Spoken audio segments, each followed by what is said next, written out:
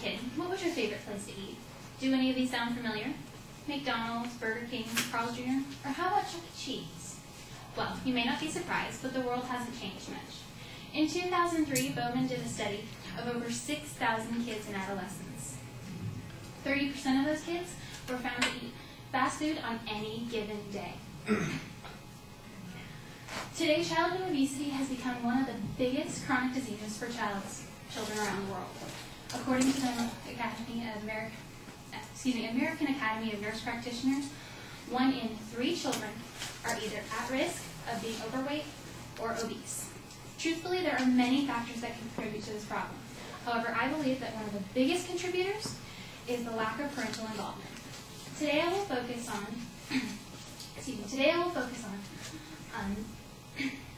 the common misconceptions of parents, the low-income effects on families, and ultimately how to fix the problem. Parents shape children's early experiences. They are responsible for the food and habits they will use later on in life. So, ultimately, they can play a key role in the causes of childhood obesity, even if they don't mean to. This is especially prevalent in families of lower income. According to the Center for Disease Control, findings have indicated that obesity among low-income families has reached a prevalence of 15%. This is astonishing that today lower-class families are having trouble with obesity rather than upper-class families. Shouldn't it be the other way around? During the 1600s, having a larger waistline was seen as a sign of wealth and prosperity. But not today. Today it is harder for lower-income families to find healthy alternatives and good food, especially in the cases where they live. A similar case was found in Philadelphia, where children were spending their pocket money at local corner stores to buy the usual candy, potato chips, you name it, their snack foods. This study was done by pediatric parents. They concluded that more than 50% of children in Philadelphia stopped at these corner stores, either to buy their snack foods and whatnot. Further research concluded that kids spending just $1 received over 356 calories. That's a lot of calories for just $1. These problems, although they may seem small, can lead to big problems, like diabetes, asthma, and even heart disease. However, when it's a matter of eating or wasting, parents would rather see their child eat. One of the major problems doctors face when dealing with childhood obesity is essentially the parents' misconceptions of their child's own weight.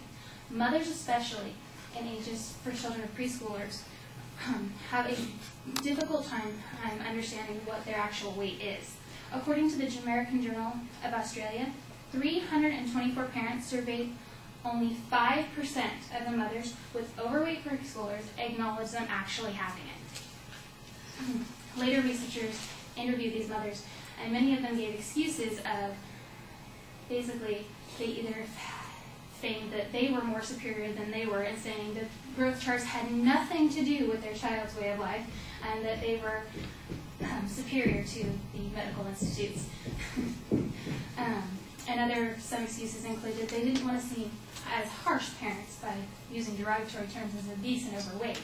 Others were they didn't understand what overweight meant and they assumed it was baby fat.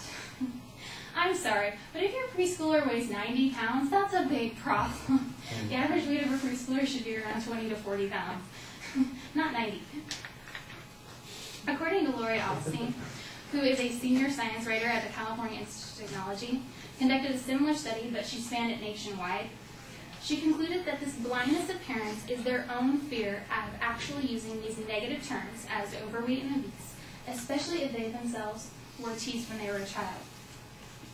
When parents delude their minds with these ideas that it doesn't apply to them or that it's not real, that it basically causes potential and even harmful problems to their child. They can have minuscule social skills and many different problems that develop later on in life. An interesting fact researchers noticed was that when conducting these surveys, parents' perception differed depending on if they were a girl or a boy. This is a case even today. It is sociologically seen that a larger buff son is better and a skinny mini daughter is really good. The idea is or perceptions that parents place on these kids can be especially harming, especially in adolescence. For a boy, mothers can avoid health risks and to ignore health risks for the child. And for girls, it can lead to potentially dangerous problems, especially in anorexia and bulimia. The true cause of these problems is a parent's failure to realize the emotional and structural influences they place on their child. It is imperative that parents develop the skills and eating habits of their child. It's their responsibility. It's their child. Now, I know I've mentioned a lot of facts about the problem, but you're probably wondering, what's the solution? Well, it's actually the obvious one. Today, there are now countless programs that can help both parents and children maintain their weight and prevent obesity, but the most effective originate in the home. According to Goldman M. and A. Wiseman, who wrote the article on Familial Approach to Treatment of Childhood Obesity, the conceptual mode, parents must develop the skills to become more confident in the upbringing of their child. It is essential that they provide a safe environment that will allow the child to be more active and want to explore, develop better communication skills so that they can avoid mixed messages and understand what is not acceptable behavior, and most importantly, praise and correct them on behavior rather than their physical appearance.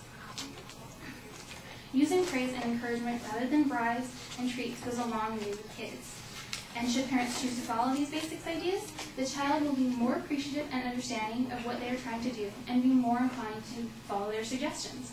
I've actually seen this work firsthand with one of my instructors. For the first 2 years of his child's life, she's a daughter, he didn't allow her to eat any sugary snacks, any fattening, high-fattening things. He encouraged her to play in different activities, soccer especially, and he made time for her to do this. And today she prefers cookies to turnips, and enjoys going outside rather than watching TV. They're not actual health nuts. I give him a box of See's candy every year, and it's gone by the end of the day. They'll even bring carrot sticks to the movies instead of popcorn. But the system actually really does work. All you need are some basic skills and a lot of parent participation. A good place for parents to start is to lead by example. Why should we as kids think about our weight and whatnot and exercising if our parents don't do it too? Lead by example. Parents must understand that they are the key they are the key components of an instructor. They must provide the outlook on life and what the kids must follow. They must first start out by re-educating themselves on the values and importance of nutrition, then apply it to their daily lives. Second, they